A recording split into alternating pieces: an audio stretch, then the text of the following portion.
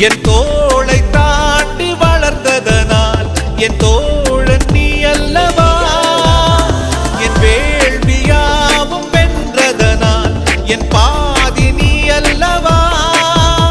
சந்தோஷத்தேரில் தாவி ஏறி மனமின்று மிதந்திட என் வானத்தில் ஒரு நட்சத்திரம் புதிதாக பூ பூத்து சிரிக்கின்றதே. எங்கே